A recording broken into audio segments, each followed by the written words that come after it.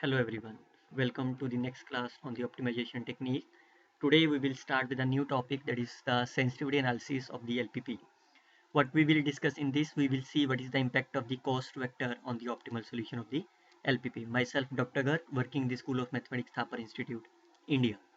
What is the meaning of the sensitivity analysis is, as we know that this is LPP, this is a general form of the LPP is there, that is a maximize or minimize the objective function subjective to some constraints are there.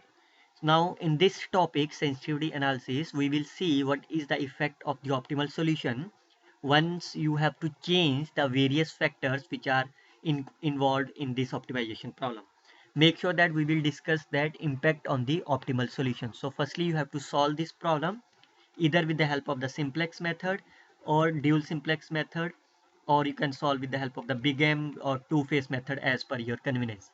Once you will find the optimal solution, then we will see what will happen if you change the value of the C, what will happen if you change some elements of the A, what will happen if you change some elements of the B, that is the second part. This is my first part. Change in the element of this is here. We can add some elements, we can add some constraints are there. So in this lecture, we will see the type 1, what is the effect of the cost vector on the optimal solution. So make sure that whenever there is a part consist of the cost factor, it will affect only on the optimal solution, while the feasible solution is not affected. That is, we will check only Zj minus Cj rho whether it will impact on the optimal solution or not. So I will discuss the three examples are there which are of each of the different kinds, so that you may able to understand this lecture very frequently and easily manner. So for example, if I say find the optimal solution of the LPP, so firstly you have to solve this problem and obtain the variation of the C1 and C2, that is the coefficient of this, without affecting the optimal solution. So what is the meaning of that? If you try to solve the optimal solution of this LPP, say you get some value of the x1, you get some value of the x2, and you get the value of the z here. Now the meaning of this is, now instead of the 3x1, can I take the value of z as 4x1 plus 5x2, and then still the optimal solution remain the same? Or else can I take, instead of the 3, can I take minus of 4x1 plus 5 of x2 objective function? Is the optimal solution remain the same? So that's the meaning of the without affecting the optimal solution. So we will check what is the range of this. Instead of the 3, what we can do, what we can take instead of the 3, similarly for here. So that is the impact of the cost factor. So firstly, you have to make sure that is check whether the optimal solution of the LPP is given. In this case, it is not given. Then you have to firstly find it. How you can find it? You have to firstly convert this into the standard form. So you have to write the standard form here. Now, once you are written in this standard form, then you can apply the simplex method as we have discussed in the several video. So we can apply the simplex method here. This is the entering variable and this is the leaving variable. Why? Because if you calculate the minimum ratio, what is the minimum ratio corresponding to them is 1, and this is 1 by 3. This is the minimum and so on. Now you can see that this Zj minus Cj is greater than 0 for all this. So this is my optimal solution is x1 is my 0, x2 is my 1 by 3 and so on. Now once you will get the optimal solution, now we will check that what is the impact of the variation of the C1, that is here C1 is the coefficient of the x1. So what is the range instead of the 3? What you can do is that, and method is very simple. What you can do is you have to firstly take the optimal solution. So this is the optimal table only for this. So you can carry over this optimal table. Now we have to impact on the C1, that is on here. So you have to construct the new Z. What you can do is, you instead of this 3, you can take as a C1 plus 5x2. So because we have to check the variation in the C1, so I have to take, instead of the 3, I can take Z as my C1 x1 plus 5x2. Now we can take the optimal table firstly. This is my optimal table. We will try to calculate the Zj minus Cj for this new value of Z. So look at that. Here is x1, this is x2, this is s1, this is s2. What is the value of the x1 is C1. What is the value of the x2 is 5 and so on. So can you calculate the value of Zj minus Cj easily? You can easily. What is the value of the s1 is 0. Look at that, 0. What is the value of the x2 is my 5. So can you calculate this value here? Yes, this into this, 0 into 1 by 3 plus 5 into 2 by 3 minus Cj. So this value is my C1. So what is the answer is 10 by 3 minus C1. Can you find this value? So this is 0, this is plus 5, minus of upper value, this is 5. So this is 0. Similarly for here is 0. What is the value of this is? This is 0. This is 5 by 3 minus 0 is 5 by 3. What is value of this? This is 0. This is 5 by 3. So you can get these values here.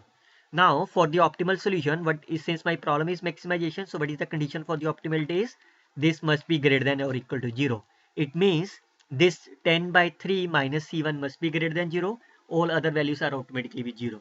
So can you find the value of the C1 from here? This is nothing but less than or equal to 10 by 3. So hence the range of the C1 is my minus infinity to 10 by 3.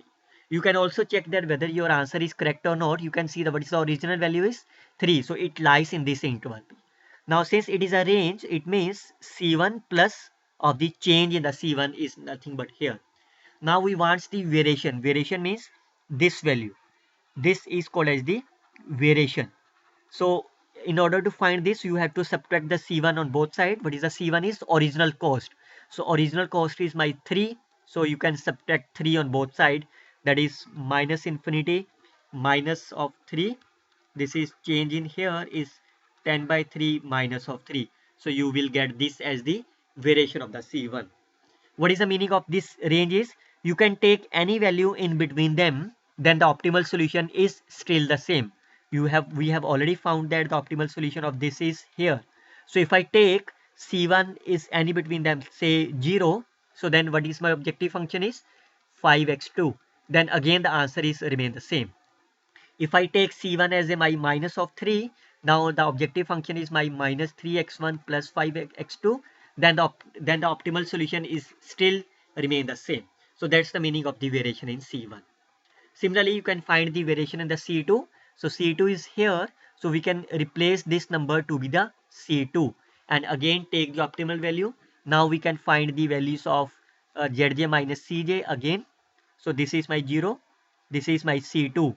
So what is the value? And all of you know that if this is the identity element, this is always be a 0. So what is the value of this? This is 0. This is 2C1 by 3 minus of 3. And this value is 0 plus C2 by 3. And here is C2 divided by 3. So for the optimal solution, you get this value must be greater than 0. C2 by 3 minus of 3 must be greater than 0. For optimal solution, this value also be a greater than 0. So these are the two conditions. So from the first condition, you can calculate the value of C2 is 9 by 2. From the other value, you can get C2 as greater than 0.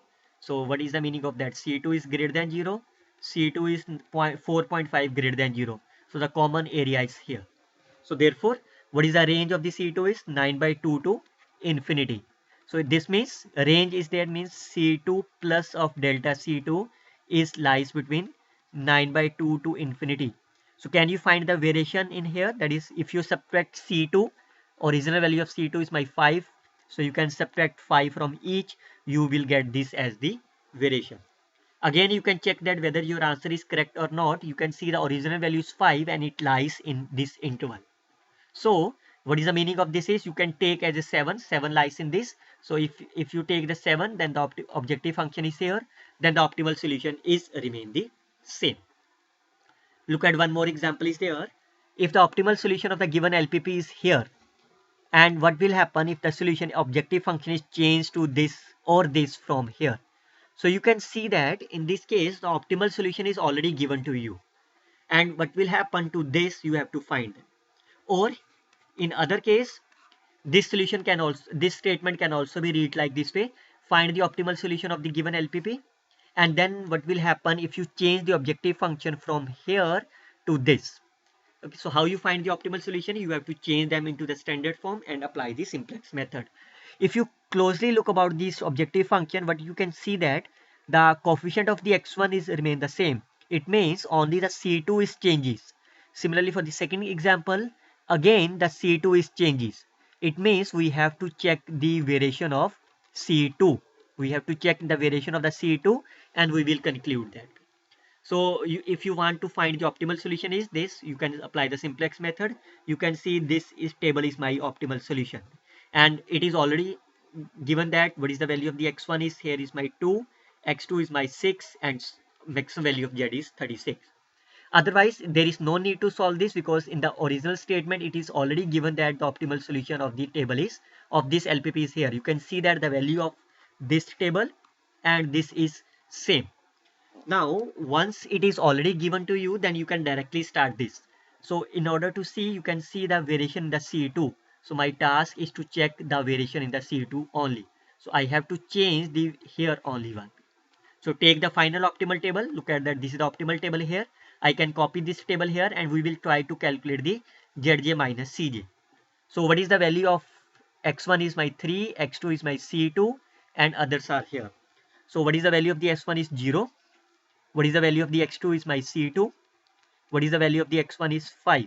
So you can calculate all these values are there. So it since this form the identity matrix, so s1 is a 0, here is 0, this is 0. So we need to calculate only two values are there. So what is this value is 0 into 2 by 3 is 0, C2 into 1 is C2, 3 into this is my minus of 2 and upper value is minus of. So this value is C2 minus of 2. Similarly, can you find this value is? This is 0. C2 multiplied 0 is plus 0. This is my plus 1 and upper value is minus 0. So it is my 1. And the object final value is my 6C2 plus 6. So you can see the value of Zj minus here. So therefore, for optimal solution, you will get C2 minus of 2 will be greater than 0. So you will get C2 is my greater than 2. Hence the range is my 2 to infinity. You can also see that this value lies in between them. So the range of C2 is here for which optimal solutions remain the same. So we can calculate the range of C2 here. Now we want two objective function. So in this case, what is the value of the C2 is here? This is 1 which does not lies in the range. So hence which lies outside the range. So optimal solution will change. On the other hand, if you take the second objective function, this 4 lies in this them. So the optimal solutions remain the same. And the value of the x1 is here, x2 is this. So x1 and x2 we can substitute here. The value of z is changed. So remember that the value of the z will change, but the solution remain the same. On the other hand, if now in this case the value is outside the range, so it will be changed. So what we can do is we will take the final optimal table. Now we can compute the value of the Zj minus Cj for this value, that is here. So what is the value of this is 0. X2 is now my 1. This is my 3. So I can substitute the value here. We can calculate this value and we can get the like here. So this is my 0, 0, 0 minus of 1.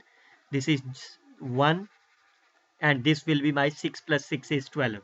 Now since this is not optimal, so we have to go enter here, calculate the minimum ratio. What is the minimum ratio is will be my 3, it is 6, it is a negative. So this will be leave out. So this is my pivot element and so on. So you can see this is there and you can see this is my optimal table. So from this optimal table you can get the what's the value of the x1 is my 4, x2 will be my 3, the value of the z will be my 15 is there. That is the required optimal solution for this problem. Look at the one more example here. Find the limits in the variation of the C1, C2 up to the C6 respectively of the following LPP for which optimal solutions remain unchanged. Again, you can see that optimal solution is not given to you. Otherwise, this statement can also be read like this way. If the optimal solution of this LPP is given to you, then you have to find the variation of the Ci's so that optimal solutions remain unchanged. So if you are trying to solve this LPP with the help of the simplex method, since there is a equality sign, so you have to use the artificial variables plus a1 plus a2 and plus a3 are there. But I will tell you that there is no need to use the a1, a2 and a3. Look at that, the objective function is dependent only on x2, x3 and x5, while the constants are satisfied dependent on the x1 to x6. Now objective function is dependent only on the x2, x3 and x5. It means x1, x4 and x6 will work like a slack, surplus or artificial variables are there, because it is objective function is independent of them. Look at that. What is the column corresponding to the x1? This is 1 0 0. It forms the I. Look at the column corresponding to the x4. This is 0 1 0, and column corresponding to x6 is here. So it means x1, x2, x3 will form like a slack variable. So look at that. If you try to write this, there is no need to use the artificial variable. This forms the already identity matrix. So you can start with here directly. Now you can find the value of here. This is my 0, this is 0 0. So you can find the value like this way. Now this will be entering the, you can find the ratio and here. So this is my pivot element. So you can apply the simplex method here and you will get the optimal solution, this one. Now my task is to find the variation of the C1, C2 and C6. So what we can do is we can take the final optimal table and we can apply firstly in the variation the C1. So what is the coefficient of the C1 here is 0x1. So I can write like a C1 x1 and so on. So once we will write here, we take the optimal solution. We can write the C1 x1 minus 1 x2, 3 x3 and so on. We can write the value here minus 1. This is 3, x6 will be my 0. So we can find the value of here.